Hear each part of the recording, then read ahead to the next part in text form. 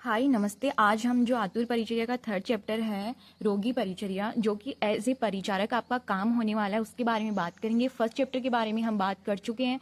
Second chapter मुझे बहुत ही easy लगा, इसलिए मैं उसको नहीं मेंशन कर रही हूँ।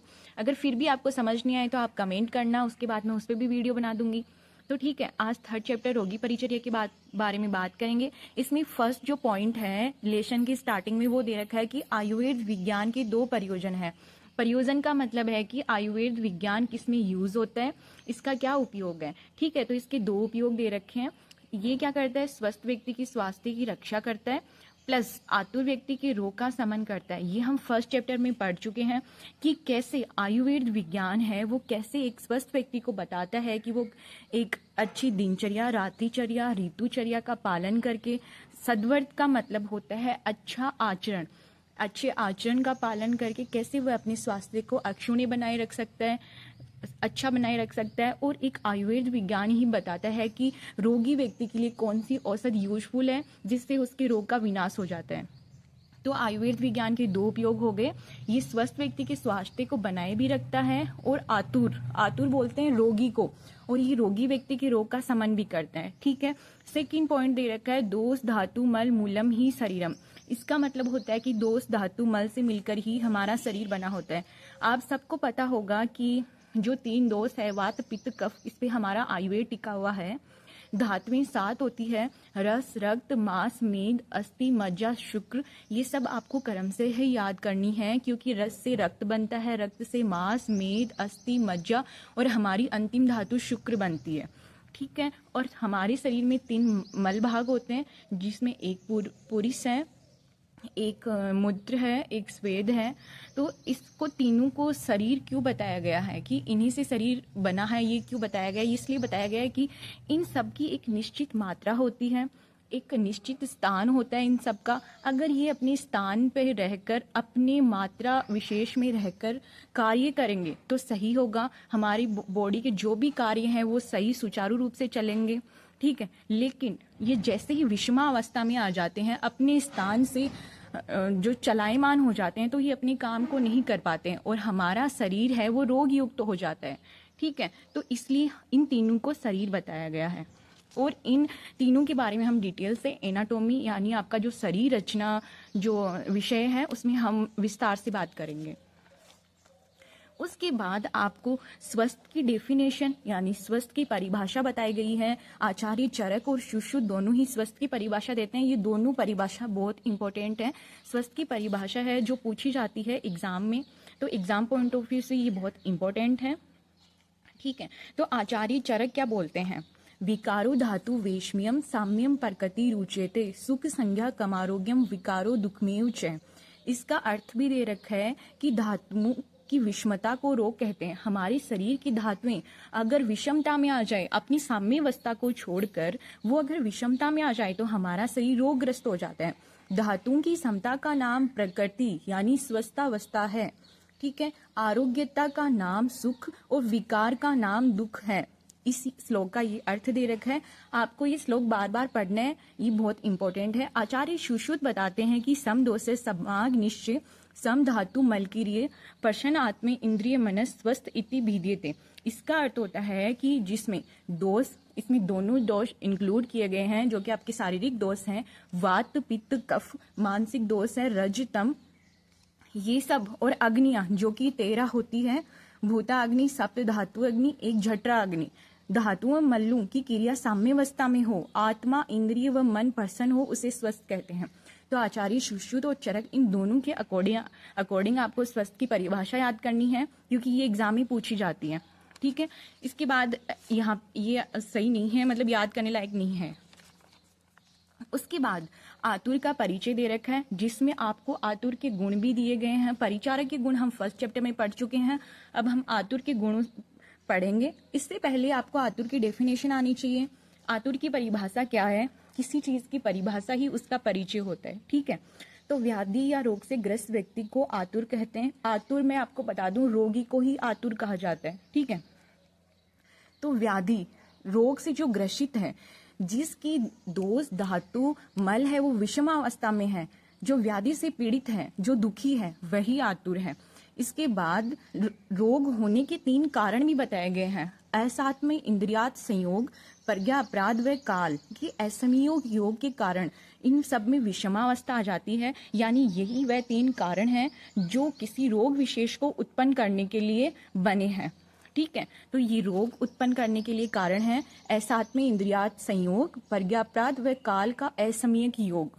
ये किसी भी रोग उत्पन्न करने के लिए 3 विशेष कारण हैं। इसके बाद हम आतुर के गुणों की बात करेंगे। आचार्य चरक बताते हैं स्मृति, निर्देशकारित्वम, भीरुत्वम, थापि च ज्ञापकत्वम च रोगाणा मातुरस्य गुणा समृता। ये 4 गुण आचार्य चरक बताते हैं। स्मृति यानी जो रोगी है वो स्मरण शक्ति उसकी ठीक होनी चाहिए। निर्देशकारित्वम यानी चिकित्सक द्वारा जो निर्देश दिया गया है उसकी पालना करने वाला रोगी होना चाहिए। अभीरुत्वम यानी डरपोक नहीं होना चाहिए। ज्ञापकत्वम यानी अपने जो रोग है उसके लक्षणों को बताने वाला होना चाहिए। ठीक है, आचार्य चरक ने ये 4 गुण बताए हैं। कोई भी कोटेशन है, डेफिनेशन है, या आपको बार बार याद करने से, बार बार उसको पढ़ने से आपको याद रहेगी। ठीक है, आचार्य सुश्रुत क्या बताते हैं? आचार्य सुश्रुत बताते हैं आयुष्मान शत्ववान साध्यो दर्वेवानात्मवानपि आस्तिको वेद वाक्यशयो व्याधित पाद उच्यते।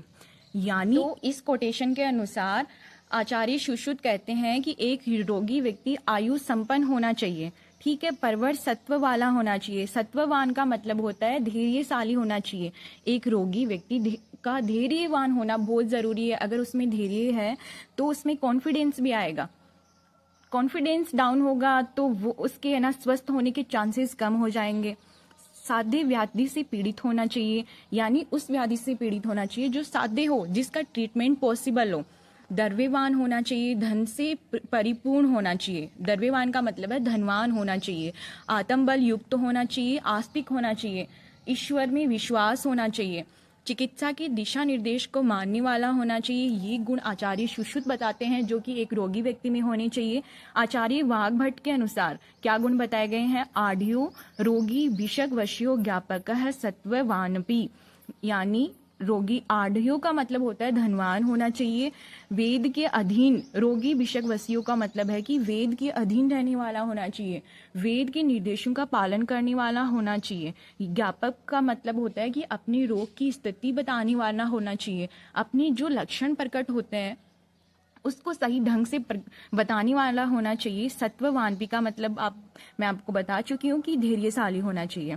ठीक है, तो ये आचार्य वाग्भट बताते हैं, आचार्य सुश्रुत और आचार्य चरक ये तीनों अलग अलग बताते हैं जो कि आपको याद रखनी है। ये कोटेशन खासकर आपको आचार्य सुश्रुत और आचार्य चरक की तो याद रखनी ही है। इनको लिख के आपको बार बार पढ़ना है। इसके बाद हम स्वस्थ स्थिति में आयाम देखते हैं। हेल्थ जो हमारा स्टेटस है उसके डिटर्मिनेशंस क्या क्या है, तो ये थोड़ी सी हार्ड लैंग्वेज में दे रखे हैं। मैं थोड़ा लाइन टू लाइन पढ़ के आपको समझाती रहूंगी। तो आप देखें, दोष धातु अग्नियों की साम्यावस्था से स्वास्थ्य बना है। इसका मतलब क्या है कि हमारी जो 3 दोष है, 7 धातुएं हैं, 13 अग्नि है, अगर वो अपने स्थान पर है, सही अवस्था में है, सही जिनकी जिनकी जिनकी जो जो मात्राएं हैं उन्हीं मात्राओं में है, ठीक है, उनकी यानी इन सब की साम्यावस्था है तो हमारा स्वास्थ्य बना रहता है। जो शरीर को दूषित करें उसे दोष कहते हैं। दूष्यंती इति दोषा, ये दोष की डेफिनेशन है। इसका मतलब ये कदाचित भी नहीं है कि दोष का मतलब ही ये होता है कि वो हमारे शरीर को दूषित करते हैं। नहीं, दोष जब अपनी मात्रा में है, अपने स्थान पर है, तो वह हमारी स्वस्थावस्था के लिए जरूरी है। लेकिन जैसे ये विषमावस्था में होती है तो मतलब हमारे शरीर को दूषित करते हैं। तो जो शरीर को दूषित करे उसे दोष कहते हैं। दुष्यंती तो दोषा, ये इसकी कोटेशन है। परंतु जब ये उचित प्रमाण वह अपने स्थान में रहते हैं तब अपनी प्राकृत कर्मों को करते हैं। यानी जो वात पित्त कफ इनके भी भेद किए गए हैं और इन सब के कर्म यानी कार्य अलग अलग है। अगर ये अपनी मात्रा में है तो अपने अपने कार्यों को करेंगे। अपने अपने कार्यों को करेंगे तो क्या होगा? हमारे शरीर का वर्धन होगा, हमारे शरीर की वृद्धि होगी, हमारे शरीर का पोषण होगा। ठीक है, लेकिन जैसे ही विषमावस्था में आ जाएंगे तो हमारे शरीर का क्षरण होगा, क्षय होगा। शरीर में शारीरिक दोष वात पित्त कफ का स्थान दिया गया है। ठीक है, इनके स्थान अलग अलग बताए गए हैं। जैसे कि नाभि के नीचे वात का स्थान बताया गया है। उरग प्रदेश जो हमारी चेस्ट है वो नाभि के बीच पित्त का भाग बताया गया है। उदर प्रदेश के ऊपर यानी हमारे चेस्ट के ऊपर कफ स्थूल रूप में स्वीकार किया गया है, यानी उदर प्रदेश के ऊपर कफ का स्थान बताया गया है। इन तीनों के 5-5 भेद और किए गए हैं जो कि हम आपकी शरीर रचना में विस्तार से पढ़ेंगे। दोष शरीर के विभिन्न स्थानों में रहकर अपने कर्मों को करते हैं। यदि ये अपनी प्राकृत कर्म न करके विपरीत कर्म करते हैं तो लक्षणों के आधार पर इनमें विषमावस्था का अनुमान हो जाता है। ये कहना चाह रहे हैं कि दोष अपनी साम्यावस्था में है तो ठीक है, लेकिन ये जैसे ही विषमावस्था में आ जाते हैं हमारे शरीर में ऐसे कोई लक्षण जरूर प्रकट होते हैं जिससे हमें पता चल जाता है कि हमारे शरीर में दोष बढ़ चुके हैं। यदि उसी समय विभिन्न उपायों से इन दोष को प्राकृत अवस्था में ले आने में सफल हो जाते हैं हम, जब ये दोष अपने स्थान से थोड़े ही बढ़ते हैं, थोड़ा ही उनका उन्मूलन होता है, तभी अगर हम ट्रीटमेंट कर ले तो बहुत आसानी से हो जाता है। लेकिन अगर कोई भी चीज, किसी भी चीज को ले लो, अगर वो थोड़ी सी बिगड़ने लगी है तब उसका ट्रीटमेंट बहुत आसानी से हो जाता है, लेकिन वो चीजें जब बिगड़ जाती है तो उनका ट्रीटमेंट मुश्किल होता है। वही चीज ये बताना चाह रहे हैं। ठीक है, ये बोल रहा है कि प्राकृत अवस्था से थोड़े ही अवस्था मतलब आगे गए हैं तो हम बहुत जल्दी स्वस्थ अवस्था में आ जाते हैं, नहीं तो विकार को प्राप्त हो जाते हैं। ठीक है, दोषों में विषमयता आने से वे स्रोतस के द्वारा संपूर्ण शरीर में परिभ्रमण कर धातु में विकृति लाते हैं। इसका मतलब है कि दोष का एक स्थान होता है, ठीक है, उस स्थान से अगर वो बढ़ गए, बाहर निकल गए, तो बाहर निकल के क्या करेंगे, हमारे शरीर की जो 7 धातुएं हैं जो हमारे शरीर को धारण करती है वो उन्हीं को भी दूषित करेंगे। वो अपनी स्थान विशेष से निकल गए तो और चीजें जो अलग अलग जगह पे है, अपनी अपनी जगह पे है, वहां उनको जाकर वो दूषित करेंगे, प्रभावित करेंगे।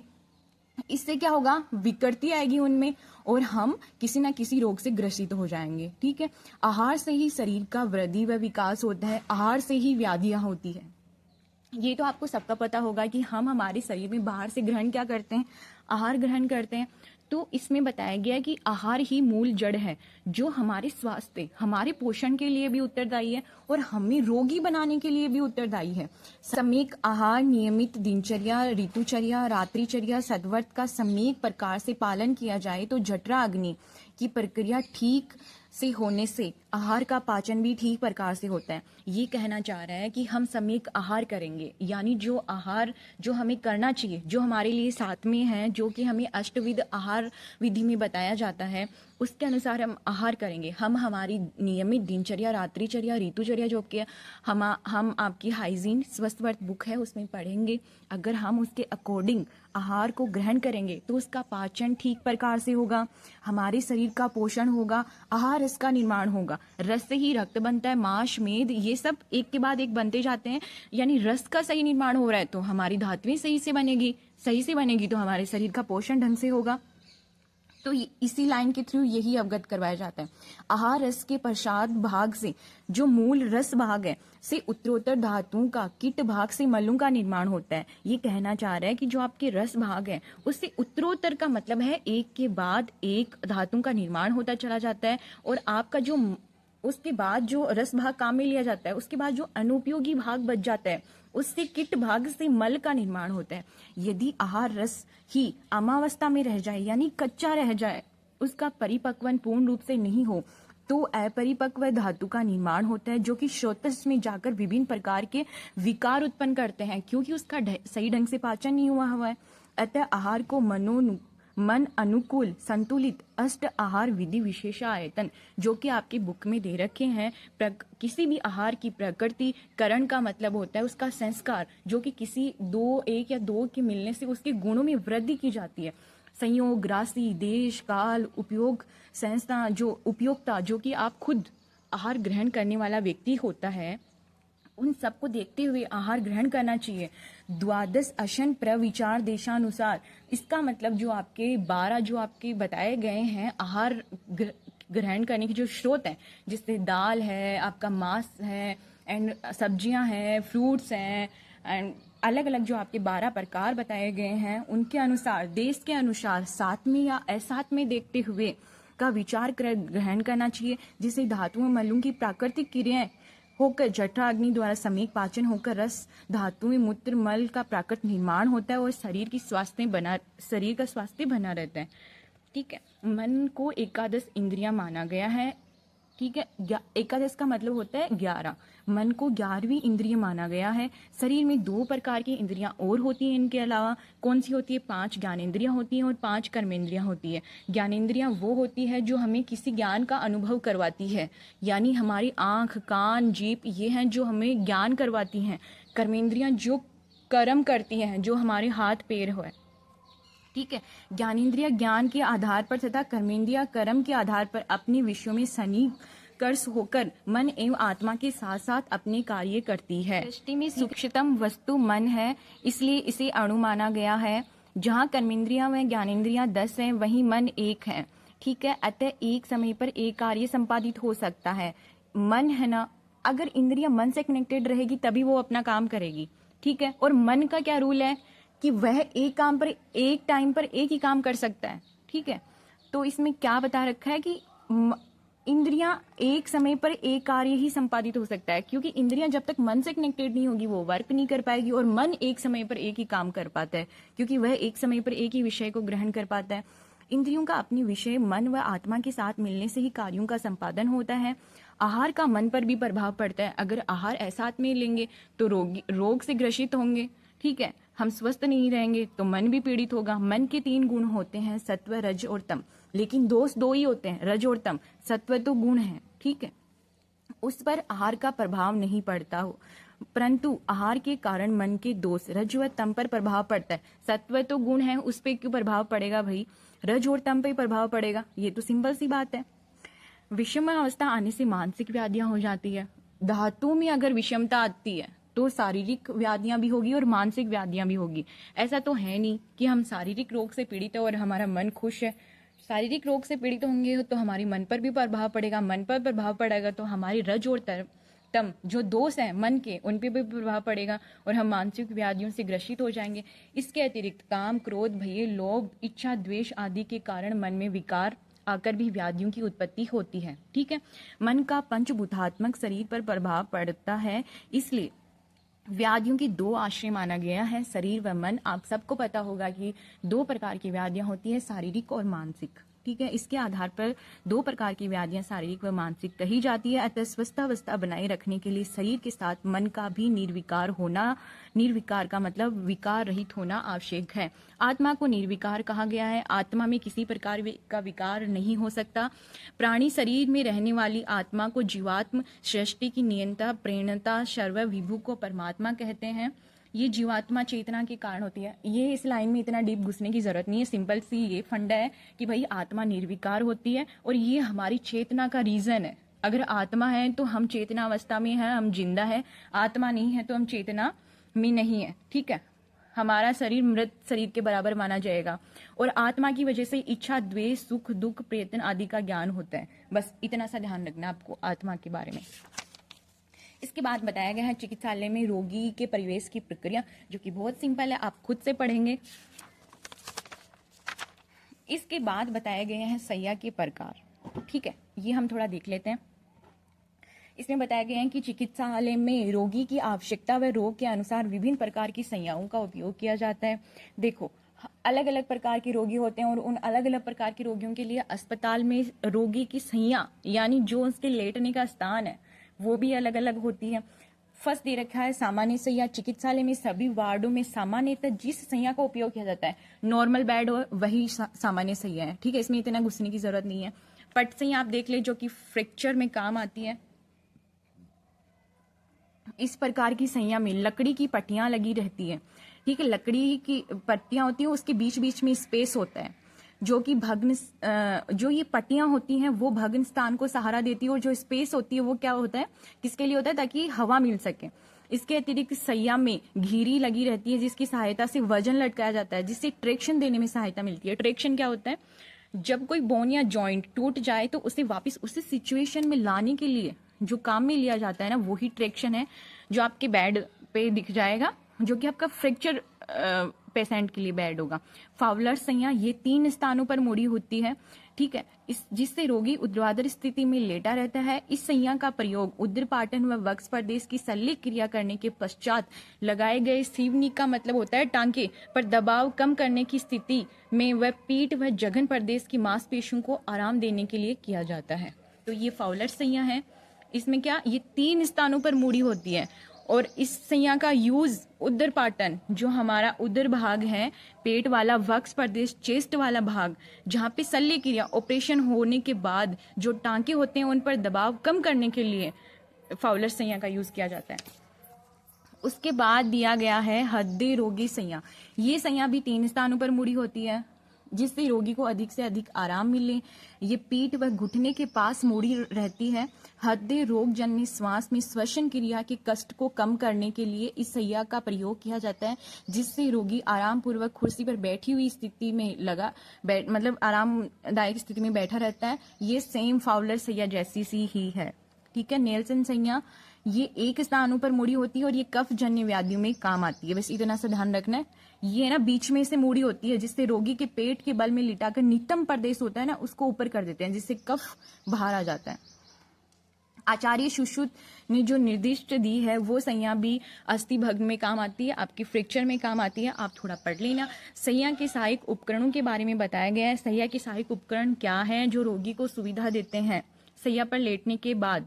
वो क्या है? बैक रेस्ट, जो रोगी को अर्धसंज्ञान अवस्था में रखने के लिए लोहे की स्प्रिंग का बना होता है जो संज्ञा में लगा रहता है। इसके ऊपर पीलो रखकर उपयोग किया जाता है, तकिया सा लगा रहता है। एक बैक रेस्ट होता है जो हमारी जो पीठ है उसको रेस्ट देता है। नी रेस्ट जो घुटनों को आराम देता है। उदर की मांसपेशियों और नी जॉइंट है ना हमारा, उसकी मांसपेशियों को विशेष आराम देने के लिए नी रेस्ट का यूज होता है। उसके बाद बता रखा है फुट रेस्ट, पैरों को आराम देने के लिए बेड क्रेडल। इसका उपयोग अग्निदग्ध श्वास रोगियों में किया जाता है। रेत की थैली का यूज शरीर के अंगों को आधार प्रदान करने के लिए किया जाता है। हार्ट टेबल, इसका यूज श्वास रोगियों, जो श्वास लेने में जिनको तकलीफ होती है, हार्ट डिजीज होती है, उनके लिए यूजफुल होता है। ये ओवर बेड टेबल सी होती है एक, जिसे हार्ट टेबल भी कहते हैं। बेड साइड कमोड, ये एक कुर्सी है जिसके बीच के भाग में छोटा सा छिद्र होता है। इस पर बैठकर रोगी मल मूत्र का विसर्जन करता है। बेड साइड लॉकर की बात करें तो रोगियों के दैनिक काम में आने वाली वस्तुओं को सुरक्षित रखने के लिए इसका उपयोग किया जाता है। ये एल्यूमिनियम, लोहे आदि की बनी हो सकती है जो कि संज्ञा के समीप ही रखी जाती है। ठीक है, इसके साथ ही साथ जो दूषित पदार्थ है, रक्त, पूई, पट्टियां, स्टीवन आदि को डालने के लिए किडनी ट्रे व स्पूटम का यूज किया जाता है। इसके बाद देखें तो संज्ञा को सुसज्जित करने की विधि जिसमें हम दरी, बेडशीट, गद्दे, मैग्नीटास, तकियां, इनका यूज करेंगे। इनका यूज करने का मतलब यही है कि रोगी आराम कर सके, कंफर्टेबल स्थिति में आ सके, जिससे वह आराम से नींद ले सकता है। तो इसमें ना इनकी लंबाई चौड़ाई दे रखी है, यह आप याद कर लें, इजी है। आप इसको मेंशन करेंगे ना तो आपकी जो आप लिखेंगे उत्तर उस पर बहुत प्रभाव डालेगा। ठीक है, तो ये आप थोड़े याद कर लें। तो आपको संज्ञा की सुसज्जित करने की विधि में आप जब ये पॉइंट डाल के लिखेंगे तो इनकी लंबाई चौड़ाई लिखेंगे तो आप ज़्यादा फर्क पड़ेगा, ज़्यादा अट्रैक्टिव करेंगे आप एग्जामिनर को। आप एक चीज़ ध्यान रख लें, इसमें मैग्नीटास जो कि रबड़ का बना होता है, जिसमें अचेतन अवस्था में होता है, कोई वृद्ध व्यक्ति होता है, उसके अपनी मल मूत्र पे कंट्रोल नहीं होता है, उनके लिए बना होता है। रबड़ का बना होता है। इसका मतलब क्या है कि ये ऊष्मा का कुचालक होता है। और मैग्नीटास के ऊपर सूती चादर बिछाई जाती है। क्यों बिछाई जाती है? क्योंकि बता रखा है वही रबड़ का बना होता है। रबड़ क्या होता है? ऊष्मा का कुचालक होता है, इसलिए हमें ऊष्मा ही नहीं मिलेगी तो हमें सूती चादर बिछानी पड़ेगी। कंबल जो कि शीत आदि से बचाता है, तो कंबल का यूज़ किया जाता है। और हॉस्पिटल में सामान्यतः रेड कलर की कंबल का यूज़ किया जाता है। इस चैप्टर को हम आज यहीं तक पढ़ेंगे। थैंक्स।